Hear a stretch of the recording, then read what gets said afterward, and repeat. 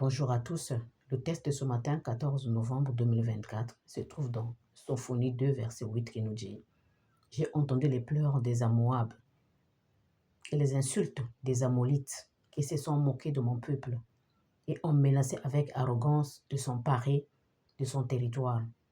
Bien-aimés en Christ Jésus, parmi nous, il y a des personnes qui sont outragées, insultées, injuriées, voire même menacées à mort alors qu'ils n'ont rien fait.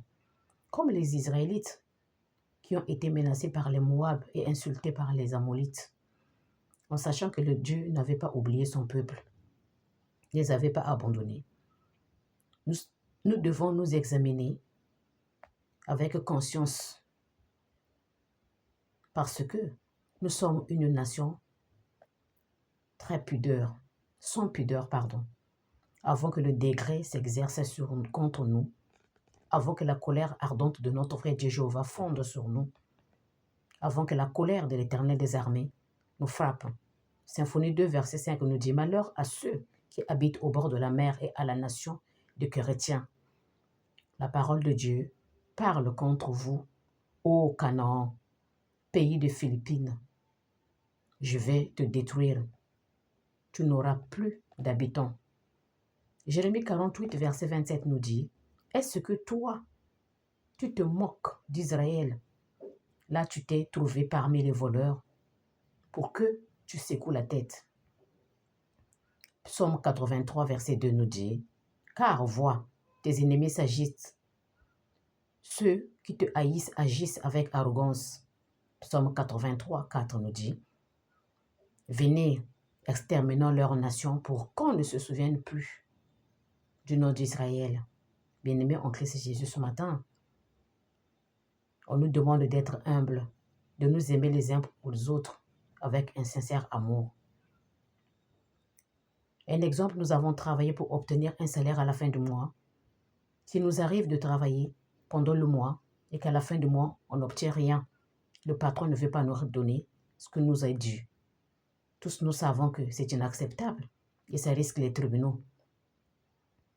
À l'exemple d'une personne qui a travaillé pour pouvoir aller acheter sa terre, construire une maison, et à la fin, il y a des bourreaux qui arrivent pour lui demander de sortir de son appartement, sinon on le tue. C'est injuste, alors qu'il y a des gens qui ont vu, quand il a signé ce document, il y avait des témoins, les huissiers, les voisins et tout consort.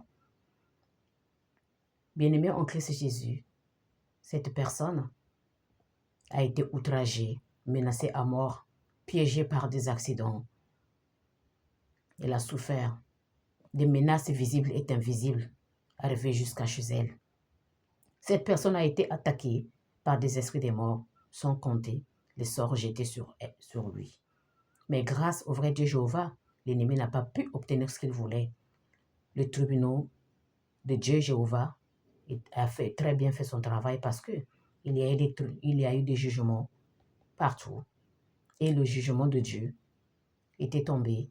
Le verdict rendu était rendre à César ce qui appartenait à César. Bien-aimé, cette personne sert son Dieu en vérité. Il aime son Dieu. Il a donné tout son cœur à Dieu, son esprit à Dieu, toute son âme à Dieu et toutes ses pensées. Il sert son Dieu de la vraie vérité avec la vraie foi. Dieu lui a récompensé en lui accordant une chance grâce à cette foi basée par les dîmes, faites des sacrifices au-delà. Aller même aider les plus démunis, respecter tout le monde, sans rancune, sans colère envers les autres. Elle a utilisé les qualités que Dieu adore, sans oublier les jeûnes et plusieurs jours de prière, des heures et des heures de prière. Tous nous savons que quand on fait confiance à un enfant qui nous écoute, elle mérite des acclamations. Pour conclure, mes bien-aimés, Matthieu 7, verset 7 à 9 nous dit: Demandez et vous recevrez.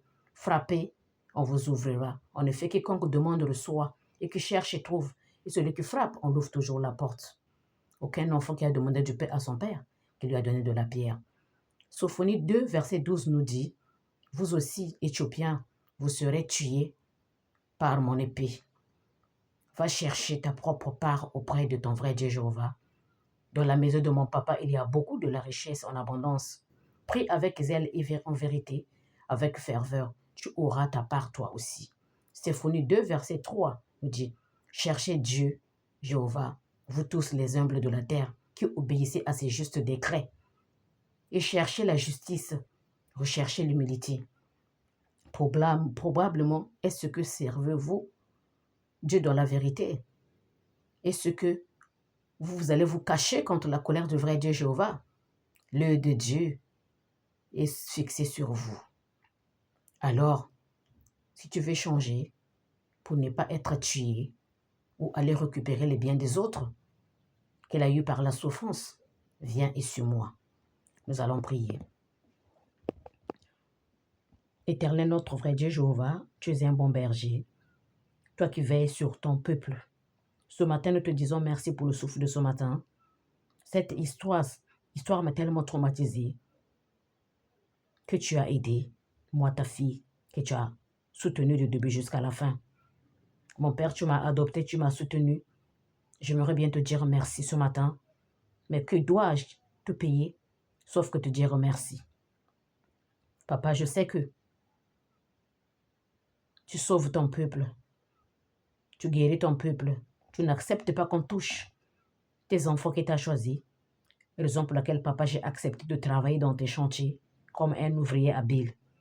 Tu m'as fait passer des formations jusqu'à monter des montagnes, traverser des rochers sans soutien pour obtenir la vie éternelle. Ce matin, mon Dieu, je te dis juste un grand merci. Je te rends grâce et ton honneur. Aide-moi encore de mieux aller en avant pour que ton nom soit sanctifié. Oriente-moi vers les belles personnes pour que tous nous allons travailler avec une vraie foi en abondance pour que les familles aussi soient sauvées.